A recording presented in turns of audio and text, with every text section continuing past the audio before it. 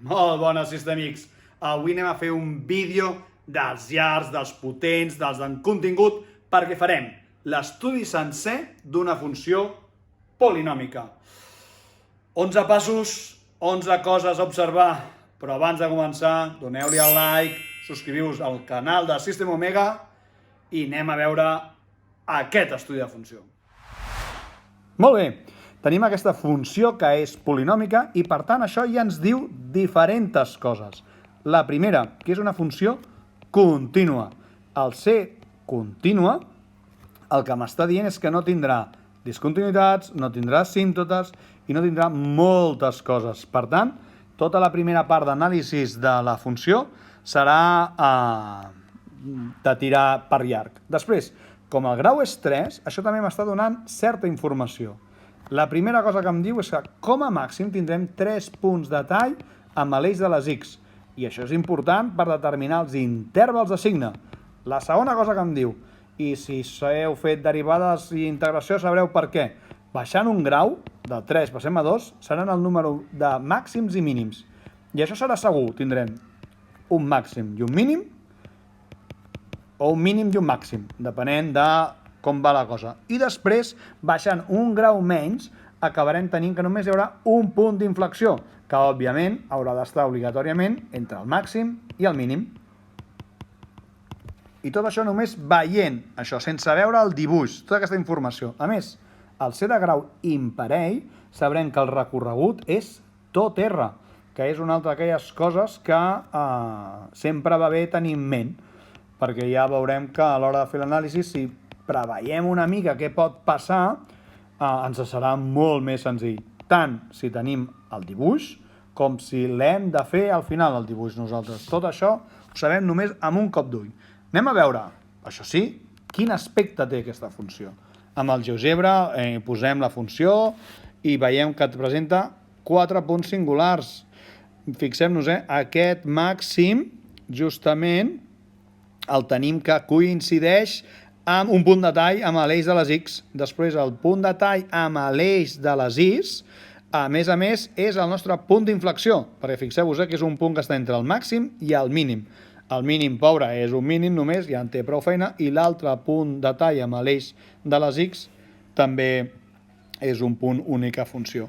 Però fixeu-vos que tindrem de 3 possibles punts de tall amb l'eix de les X, només en tenim 2. I això passa quan aquest màxim o el mínim coincideix amb el punt de tall. Llavors se'n redueix un punt de tall amb l'eix de les X. Doncs, un cop tenim clar aquests punts, anem a veure com ens ho fem. Tenim 11 punts per arreglar, per tant, comencem. Primer, domini. Com ja hem vist, el domini d'aquesta funció ha de ser tot R, perquè és una funció polinòmica. Per tant, ja ho tenim enllestit. Si veiem el dibuix, veurem que hi ha un braç que va cap amunt i un altre braç que va cap avall. Per tant, el recorregut d'aquesta funció ha de ser tot R. No hi haurà cap valor d'I que no tingui una X. Per tant, el que dèiem, això ens passa perquè és imparell, però si no ho recordem, amb el dibuix ho podem veure. El recorregut de la funció serà també tot R.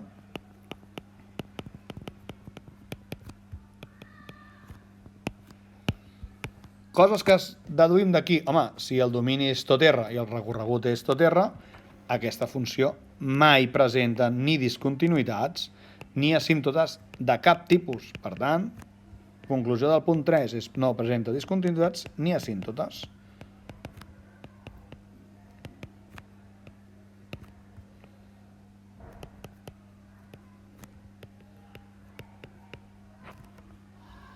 Clar, si no tenim discontinuïtats, els intervals que ens marquen aquests punts singulars, que són les discontinuïtats, no existeixen. Per tant, aquesta funció de continuïtat amb l'interval de discontinuïtat, l'interval que genero és de continuïtat, per tant serà continu en tot R, i ens quedem tan tranquils en tot això. Següents punts singulars, punts de tall amb els eixos. Recomanació, comencem sempre amb el punt de tall amb l'eix de les Is, que és aquell que ho veiem tan fàcil que ens l'oblidem. Ens concentrem en el de la X, que a vegades hem de resoldre un polinomi per Ruffini o una equació de segon grau i ens oblidem de poder tenir en compte el pobre de les Is.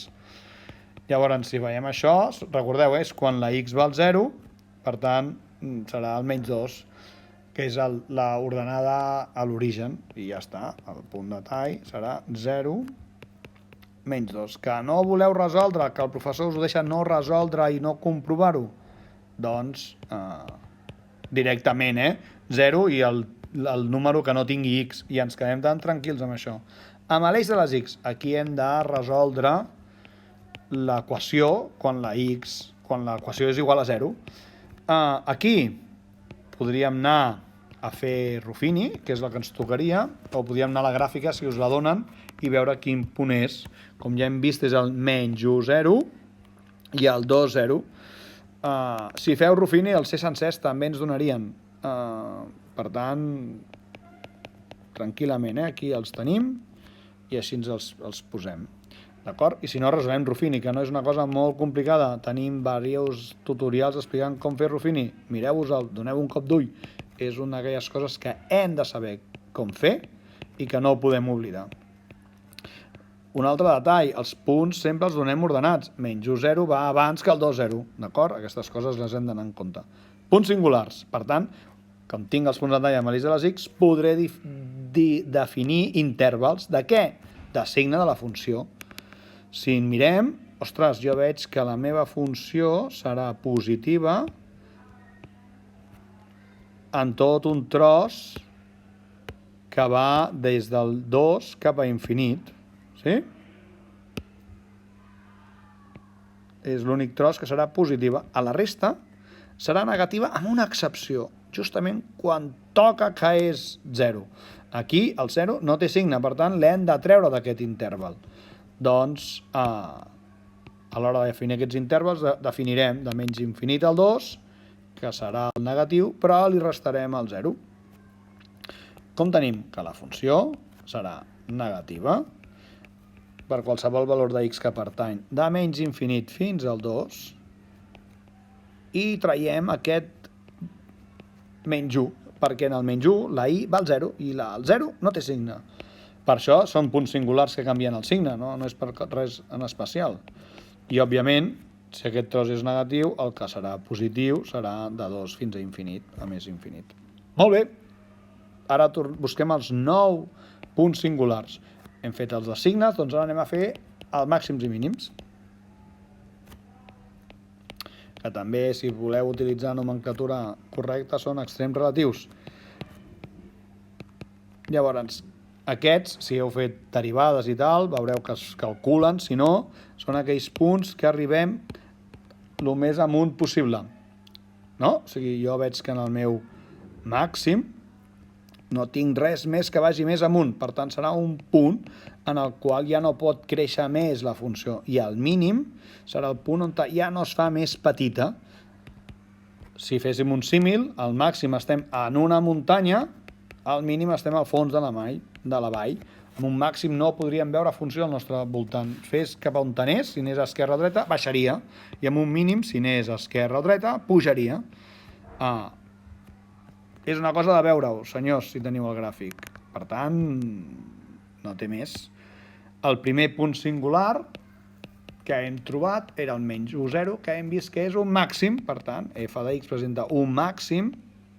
Tornem a fer-ho amb ordre. L'ordre és molt important, perquè després penseu que aquí és la base que no tindreu el dibuix i l'objectiu serà dibuixar-ho. Si fem les coses desordenades, fer el dibuix és complicat. I després presentarà un mínim en el 1, 4, menys 4.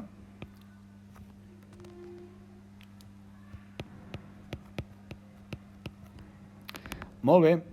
Ja tenim aquests. Què fa la funció? Ara definirem els intervals fins a arribar al màxim la funció què fa. Doncs si veiem que la funció el que fa és tirar amunt i després del màxim què fa la funció? Tira cap avall fins a arribar al mínim. I un cop arribem al mínim, el que fa la nostra funció serà de nou tirar amunt. Ja tenim els 3 intervals de creixement i decreixement.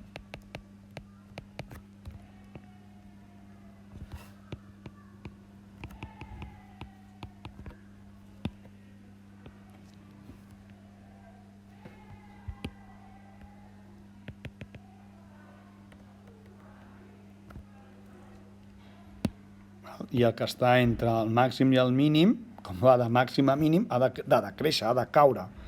D'acord? Doncs ja definim els 3 intervals, doncs anem a expressar-ho matemàticament. Ja això ens toca el punt 8, i què direm? Doncs que la funció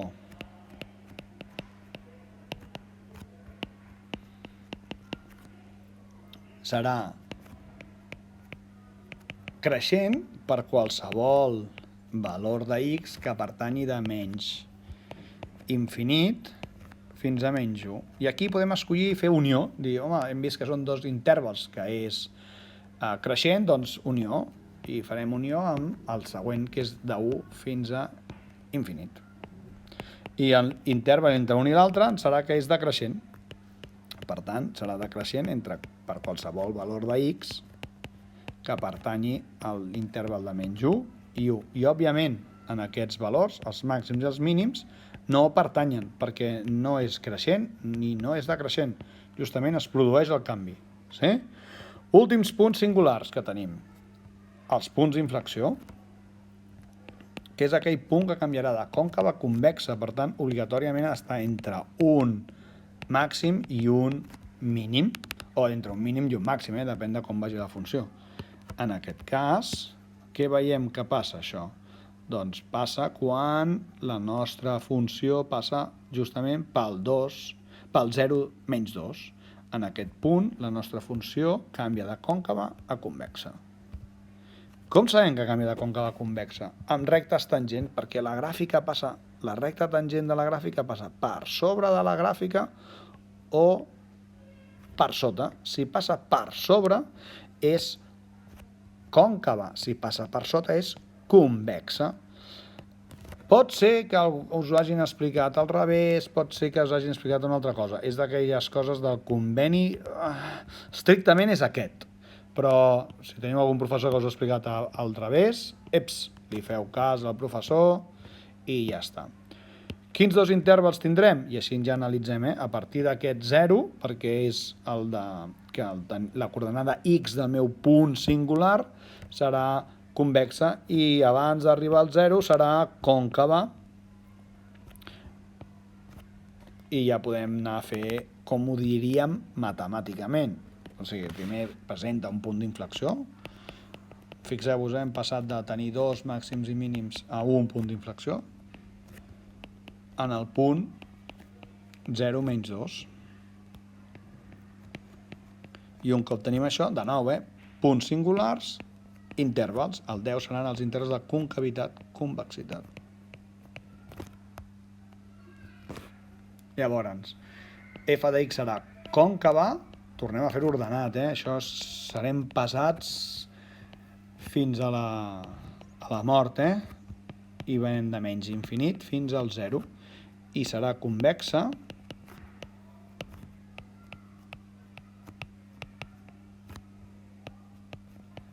doncs del 0 fins a més infinit, perquè només tinc un punt singular, per tant només genero 2 intervals.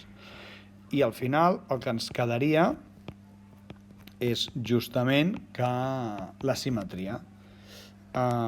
Podríem calcular les imatges, etc, però aquí la simetria, si calculeu, no complirà que la imatge d'un sigui igual a la seva oposat. Per tant, ja ho veiem perquè només tenim un màxim i un mínim, tot això ja no pot ser simètrica respecte a res. Doncs fins aquí l'estudi de la funció. Paciència, que és llarg, i ànims. Ei, sistèmics, no és que no vulgui aparèixer, sinó que us vull deixar justament una visió nítida d'aquest estudi de funcions. Vigilem tots els passos, els 11 passos, punts singulars amb els seus intervals a continuació, i crec que amb tot això ja ens podem acomiadar recordant les paraules del gran mestre. Siempre hipotenusas, nunca catetos.